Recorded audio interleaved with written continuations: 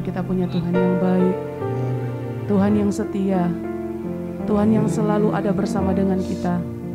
Sebab itu pagi hari ini mari datang beri yang terbaik untuk Tuhan. Biar Tuhan mendengar setiap seruan, pujian, penyembahan kita pagi hari ini. Pagi hari ini kami bersyukur kepadamu Tuhan, sebab Engkau Tuhan yang baik, Tuhan yang setia bagi kami. Kami bawa hidup kami sebagai korban penyembahan yang terbaik kepada Tuhan.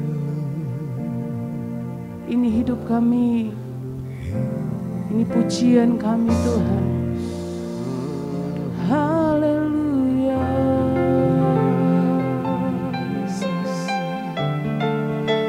Terima kasih Tuhan. Terima kasih. Kami bersyukur Kau baik, sungguh baik, tak berkesudahan kasih setiamu.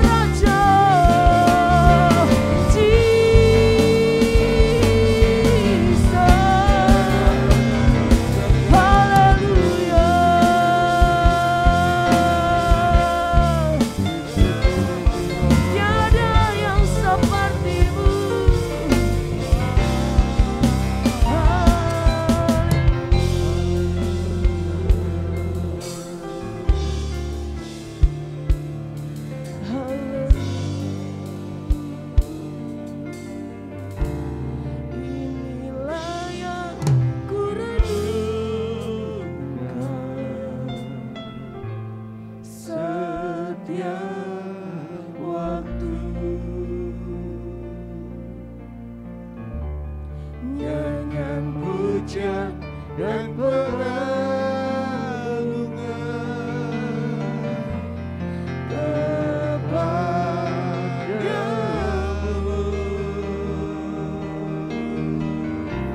Biarlah manis kau dengar,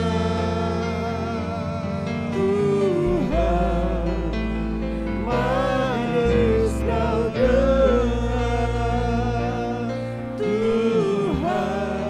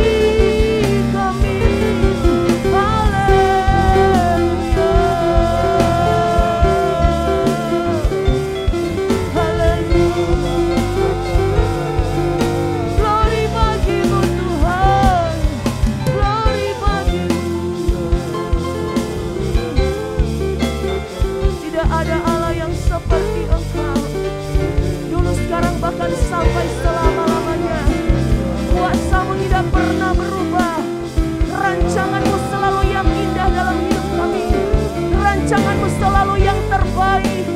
Biar pagi hari ini kami terus berjalan dalam rancangan-Mu Tuhan.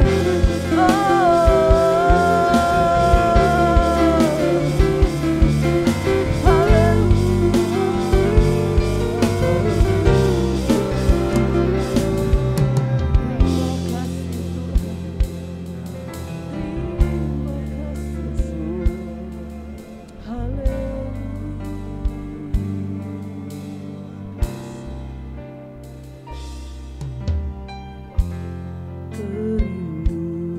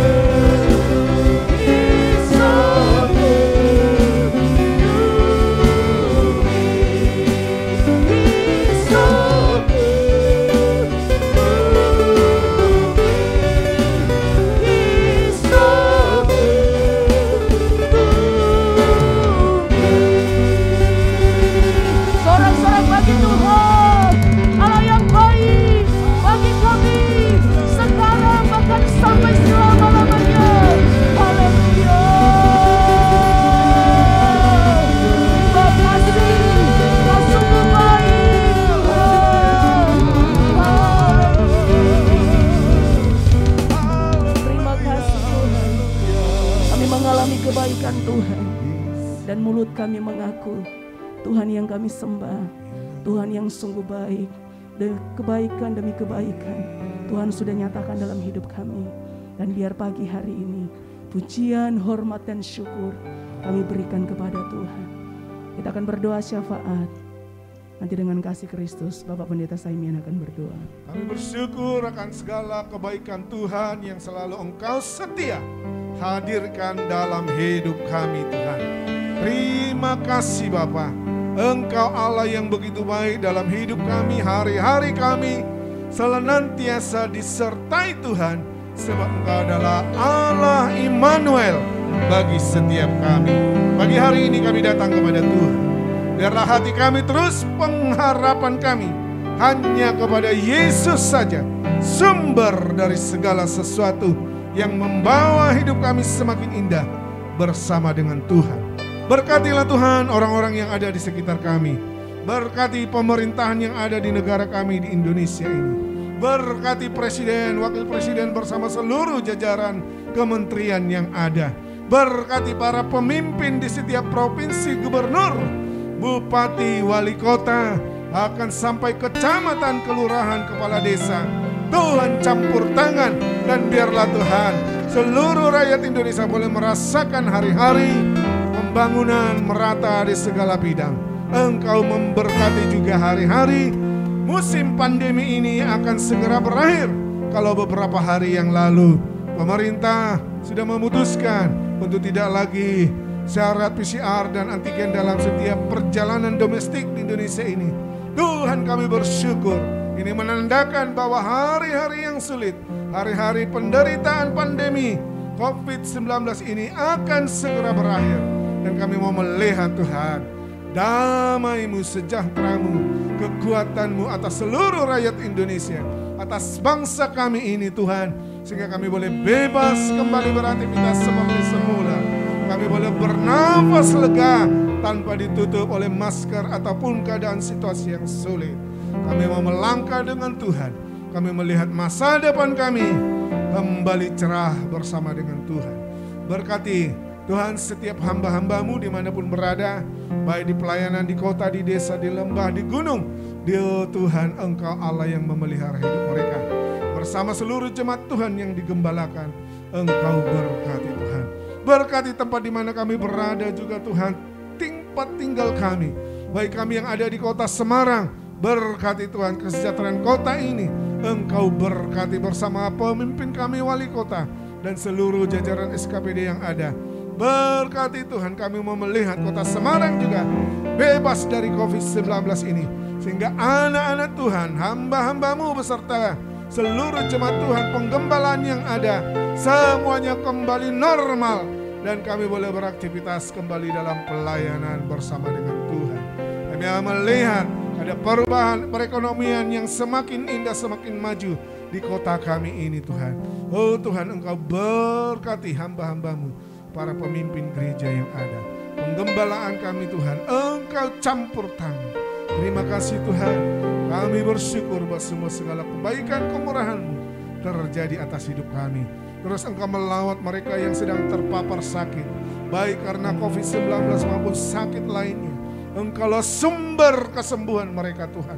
Jemaat-jemaat-Mu, hamba-hamba-Mu dimanapun mereka berada, jamahan Tuhan terjadi untuk kesembuhan, pemulihan kesehatan mereka.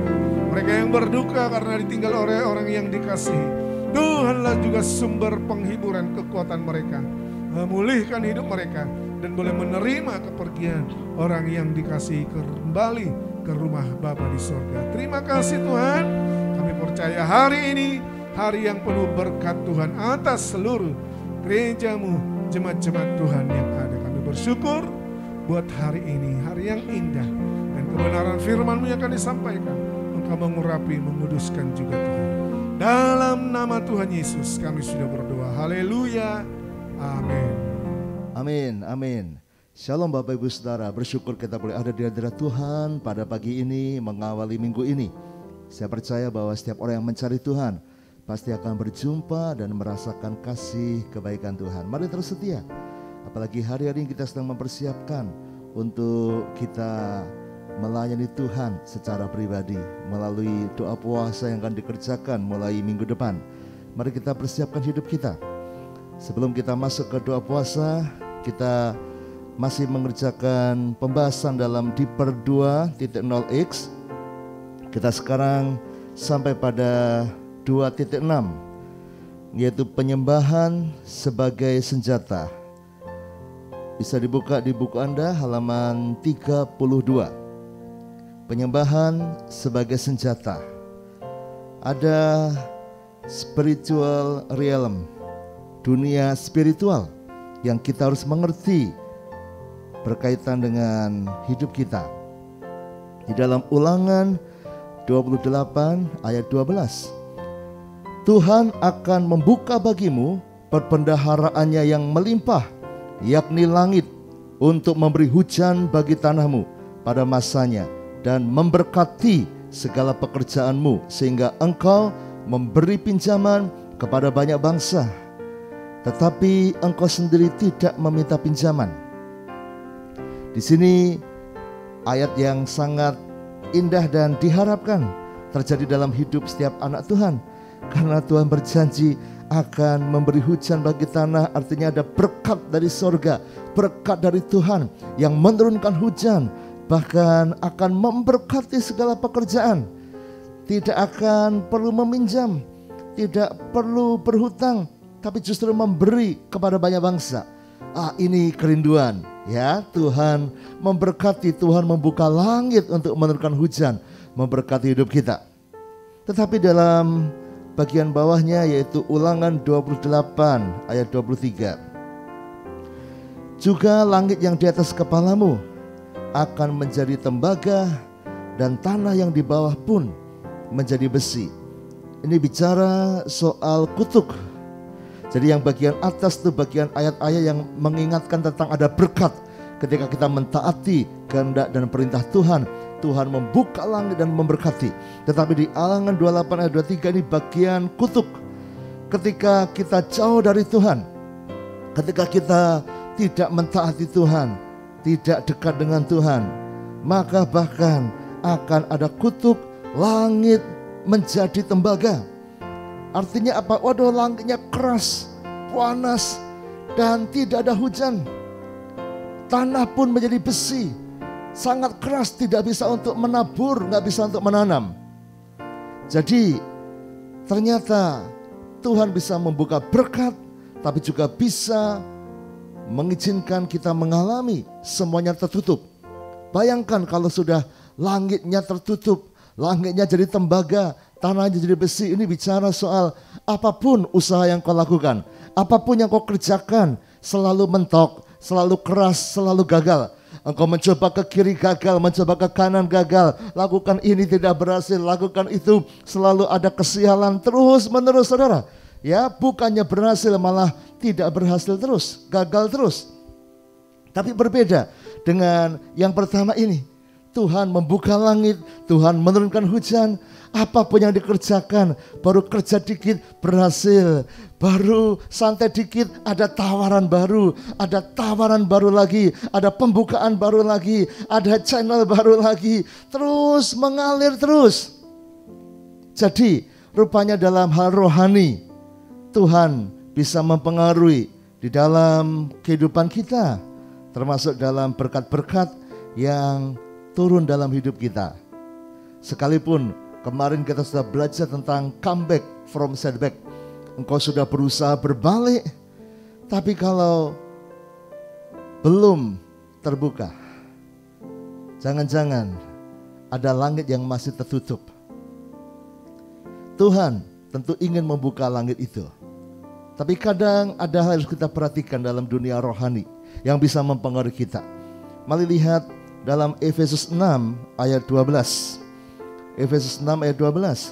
Karena perjuangan kita bukanlah melawan darah dan daging, tetapi melawan pemerintah-pemerintah, melawan penguasa-penguasa, melawan penghulu-penghulu dunia yang gelap ini, melawan roh-roh jahat di udara.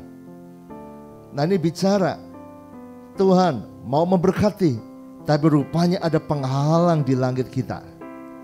ada penghulu di udara yang rupanya itu bisa menghalangi, yang bisa membatasi hidup kita dari menerima berkat-berkat Tuhan itu.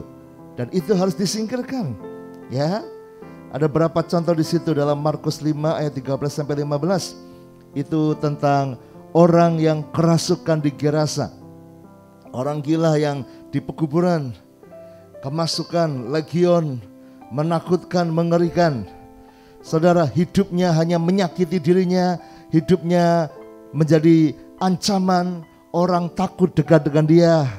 Hidupnya tinggal di kuburan, tidak seperti manusia biasa. Hidupnya tidak produktif, justru malah menakut-nakutin banyak orang. Saudara, kenapa? Karena ada pekerjaan roh jahat yang menghalangi dia menjadi sadar. Ketika nanti setannya diusir, baru dia normal, bahkan bisa mau ikut Tuhan, bahkan bisa menjadi saksi Tuhan di Dekapolis, di 10 kota. Saudara, ini peringatan. Ada orang yang rohaninya itu seperti tertutup. Dikhotbahi ya tertutup, diajak menyembah ya susah, diajak ke gereja banyak alasan, diajak pelayanan muter-muter, diingatkan akan dosa banyak tangkisannya, banyak debatnya. Kenapa? Karena tidak peka. Dan ada kemungkinan orang-orang ini ada pengaruh kuasa roh yang menghalangi, dan itu harus diusir, ya, karena dalam rohani bisa mempengaruhi baik berkat kehidupan, baik berkat material, berkat kesehatan, tapi juga berkat kerohanian, berkat rumah tangga, dan banyak hal. Setan bisa mempengaruhi. Markus 7 ayat 24 sampai 30. Ini ceritanya tentang perempuan Sirofenisia yang anaknya kerasukan.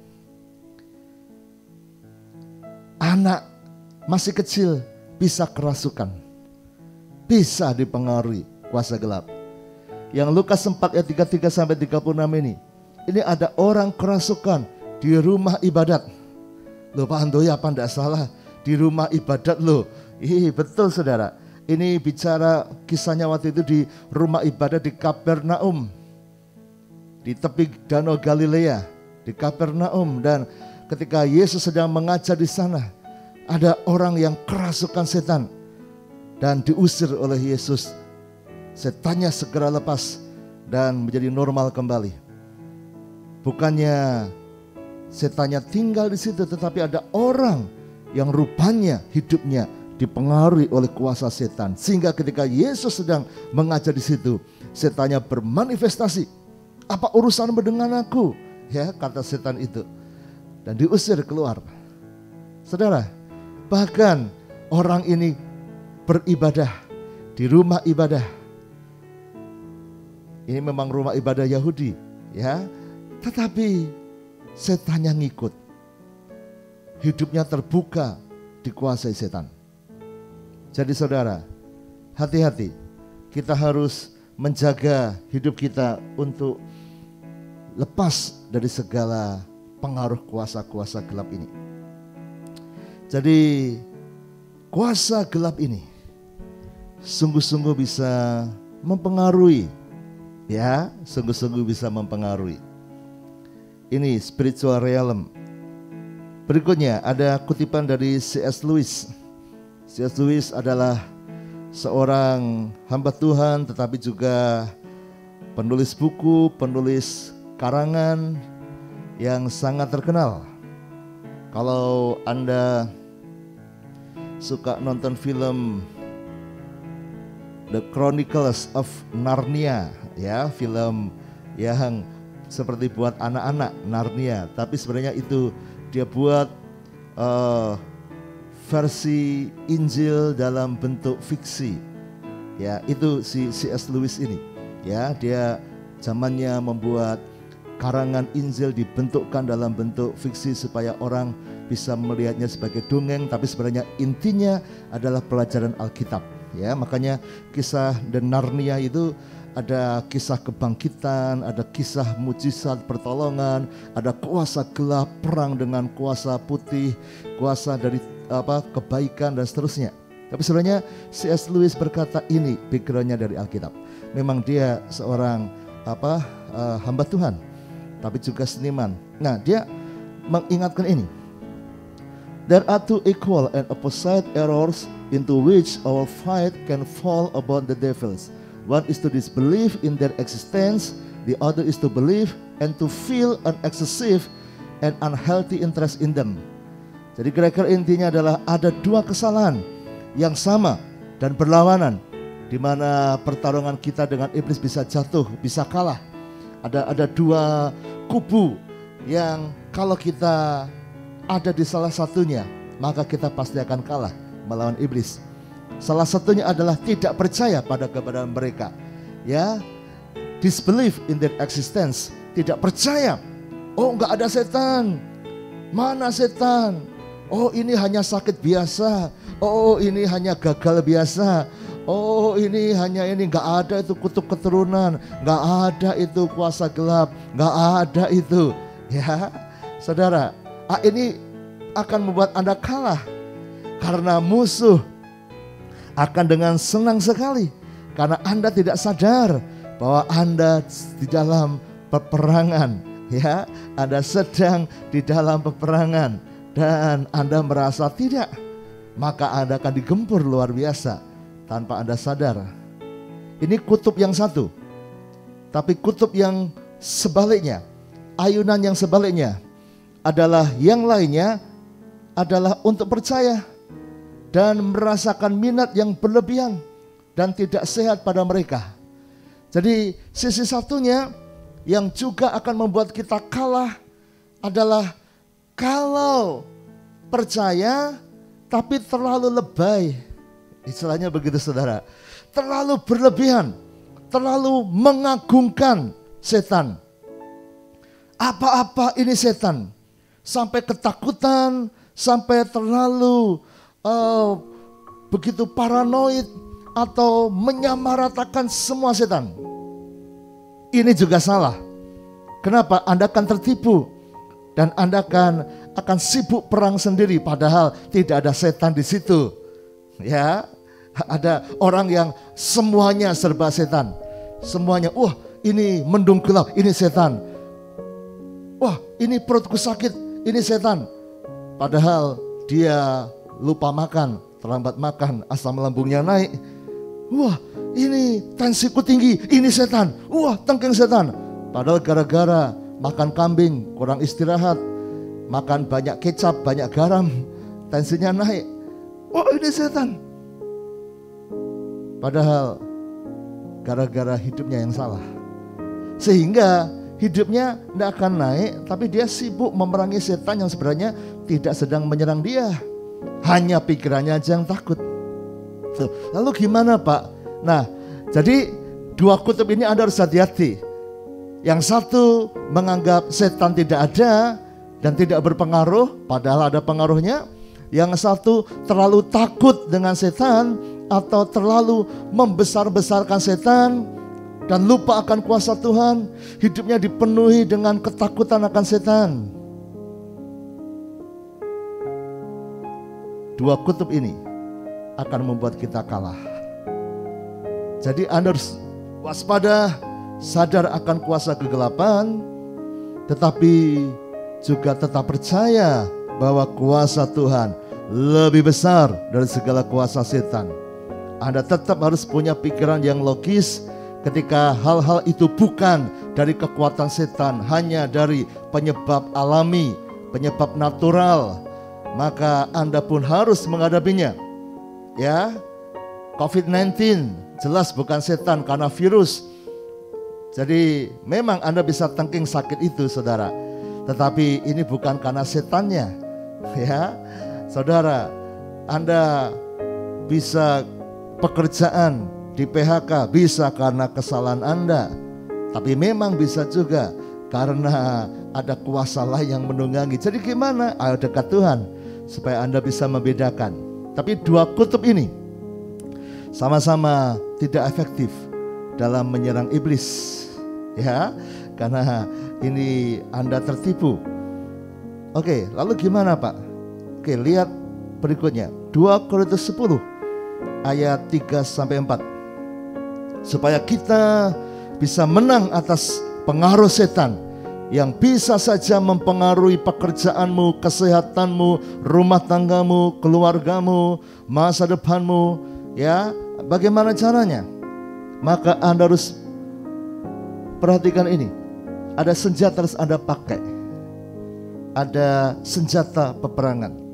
2 Korintus 10 ayat 3-4. Halaman 32 bagian bawah. Mari kita baca bersama-sama ayat ini. 1, 2, 3. Memang kami masih hidup di dunia, tetapi kami tidak berjuang secara duniawi. Karena senjata kami dalam perjuangan bukanlah senjata duniawi, melainkan senjata yang diperlengkapi dengan kuasa Allah yang sanggup untuk meruntuhkan benteng-benteng. Jadi Anda harus pakai senjata peperangan yang dari surgawi, yang dilengkapi dengan kuasa Allah, bukan senjata duniawi, bukan dengan kekuatan manusia, baru kita bisa menang. Oke, lalu senjata apa yang bisa kita pakai? Ada beberapa senjata yang Tuhan tunjukkan dalam peperangan rohani itu. Tapi lihat halaman 33.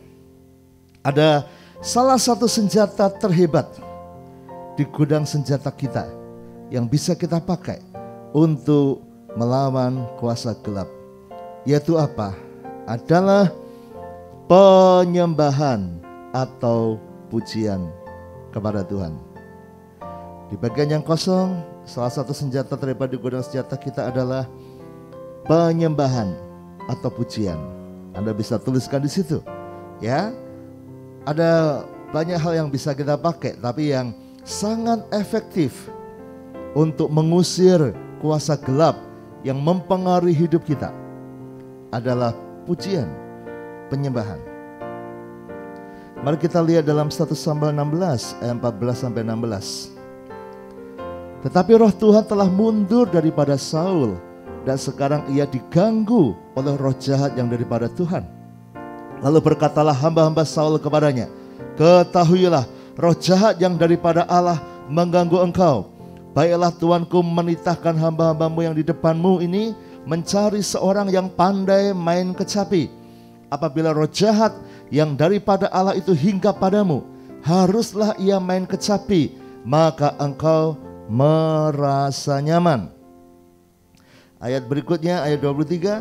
Dan setiap kali apabila roh yang daripada Allah itu hinggap pada Saul, maka Daud mengambil kecapi dan memainkannya. Saul merasa lega dan nyaman, dan roh jahat itu undur daripadanya. Wow, saudara, Daud ketika melihat Saul mengalami kerasukan roh jahat, maka dia memainkan kecapi. Kalau sekarang seperti gitar saudara, karena pakai senar ya, dan dia memainkan dengan sangat baik. Tapi yang utama bukan hanya permainannya yang baik, karena pasti ada banyak orang yang mainnya baik, tetapi ini bukan cuma skill, tetapi bicara soal worship kepada Tuhan. Ketika Daudnya itu worshiper, penyembah Tuhan, dia bermain dalam rangka menyembah Tuhan, mengagungkan Tuhan, maka hadirat Tuhan datang ke situ. Dan kuasa gelap yang mengikat roh jahat yang ada dalam diri Saul itu menjadi undur, tidak tahan dengan hadirat Tuhan. Jadi saudara, rupanya worship, pujian, penyembahan itu punya kuasa. Ada kuasa untuk mengubah atmosfer menjadi penuh hadirat Tuhan. Dan kemudian kuasa-kuasa gelap akan menyingkir. Ya, lihat lagi contoh berikutnya. Di dalam 2 Tawarik 20 ayat 21 sampai 22. Setelah ia berunding dengan rakyat, ia mengangkat orang-orang yang akan menyanyi nyanyian untuk Tuhan dan memuji Tuhan dalam pakaian kudus yang semarak pada waktu mereka keluar di muka orang-orang bersenjata sambil berkata, nyanyikanlah nyanyian syukur bagi Tuhan, bahwasanya untuk selama-lamanya kasih setianya. Ketika mereka mulai bersorak-sorai dan menyanyikan nyanyian pujian, dibuat Tuhanlah pengadangan terhadap Bani Ammon dan Moab dan orang-orang dari pegunungan Seir yang hendak menyerang Yehuda, sehingga mereka terpukul kalah. Bahkan worship, pujian penyembahan bisa mendatangkan kemenangan. Tuhan turun tangan saat ada worship, penyembahan dinaikkan. Jadi saudara, ini sebuah kekuatan, senjata yang hebat.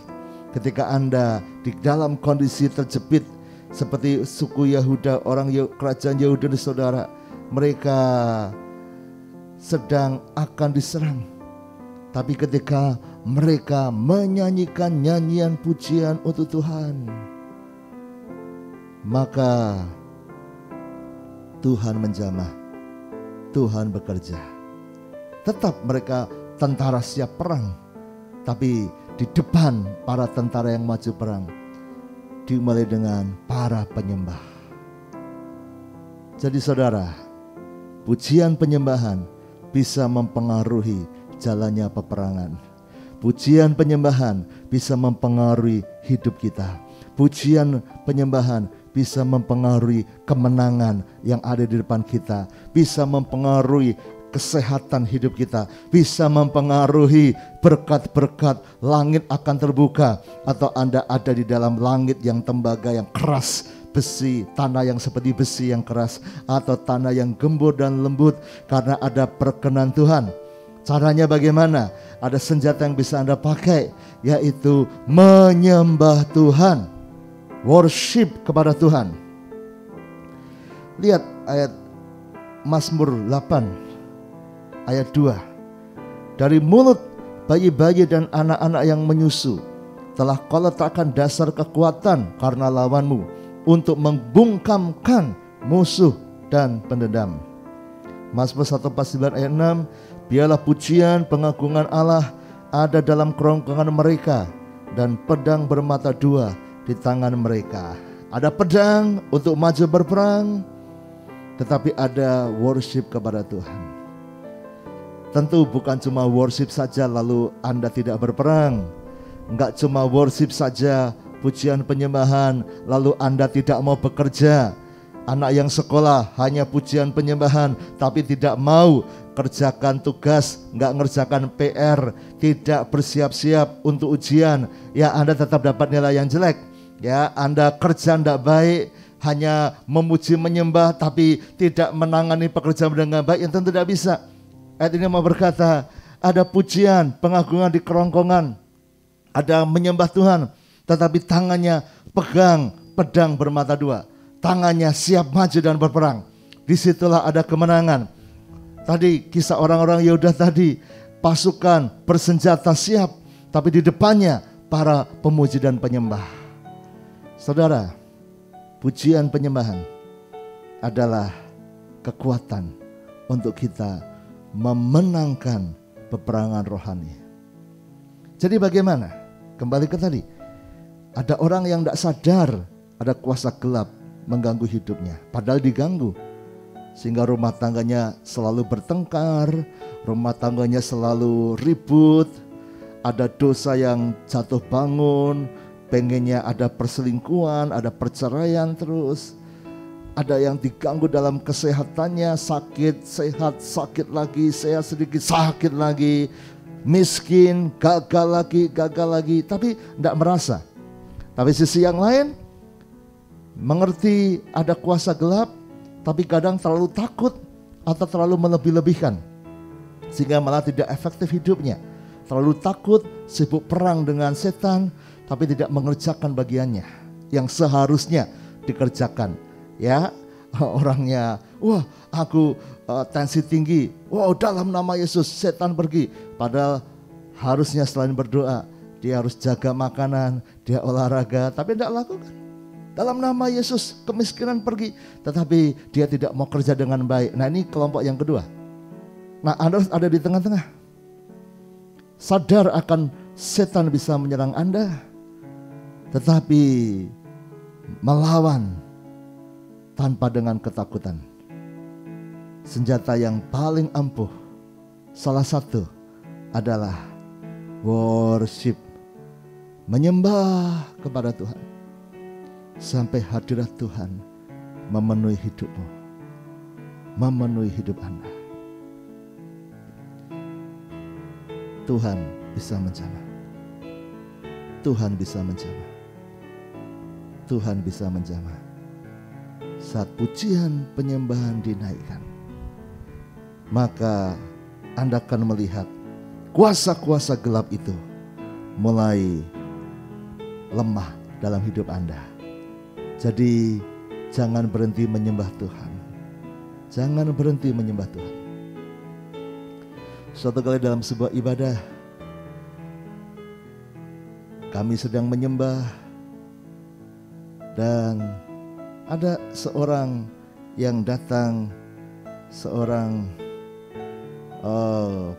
seperti orang yang suka minta-minta, saudara, seperti pensiunan tentara dan mengemis meminta sumbangan, lalu datang ke ibadah waktu itu.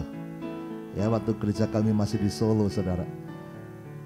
Dan tiba-tiba ketika worship dinaikkan, ya, ketika firman Tuhan, jadi dia datang terlambat ketika firman Tuhan. Dia datang ikut duduk di pintu, ya, tapi yang Aser mau menolak nggak enak, ya sudah dia duduk di pinggir di dekat pintu keluar itu, saudara, ketika firman Tuhan. Tapi selesai firman, ketika worship dinaikkan lagi, tiba-tiba dia bermanifestasi, saudara. Ya, tiba-tiba bermanifestasi.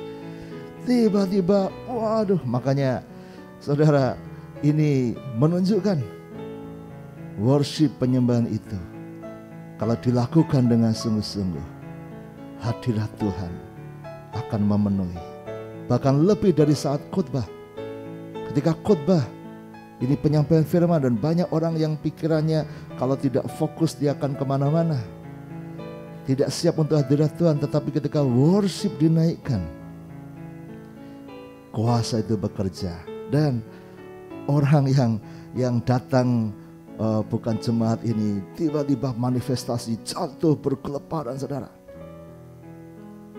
Kita doakan, hamba Tuhan doakan, setannya keluar dan sadar. Saudara, saya belajar hari itu kuasa pujian penyembahan sungguh-sungguh. Jadi saudara, kalau Anda merasa hidupmu dibelenggu kuasa gelap, worship dengan sungguh-sungguh. Ketika saat teduh pemuritan, mengapa kita ada worship, lakukan dengan sungguh-sungguh di rumah Anda, dimanapun kau berada. Mari kita melawan semua kuasa gelap itu. Mari kita datang kepada Tuhan. Tuhan, jamah kami. Ampuni kalau seringkali kami kurang percaya, seringkali kami tidak mengandalkan Tuhan, kurang sungguh dalam menyembah Tuhan, sehingga kuasa gelap itu mengambil alih dan menguasai hidup kami. Tapi hari ini kami belajar untuk menggunakan pujian penyembahan sebagai senjata peperangan, sehingga hidup kami bisa menang. Tuntun kami hari-hari ke depan, bahkan mulai hari ini kami akan banyak menyembah Tuhan, mengagungkan Tuhan. Kami akan belajar bagaimana menggunakan worship untuk menang di tengah-tengah badai. Berkati semua umat-Mu yang ikut saat teduh pemuritan ini, dan biarlah mulai hari ini kami semakin suka menyembah Tuhan. Dalam nama Yesus, diberkati semua yang sudah melayani hari ini, diberkati sepanjang hari ini, biar apapun yang kami lakukan dibuat Tuhan berhasil dan beruntung. Dalam nama Yesus, saudaraku masuki hari ini dengan sukacita. Sekarang terimalah berkat dari Allah Bapa, cinta kasih Tuhan Yesus Kristus dan persekutuan dengan Roh Kudus menyertai senantiasa sekarang sampai selama-lamanya. Doa Bapa kami.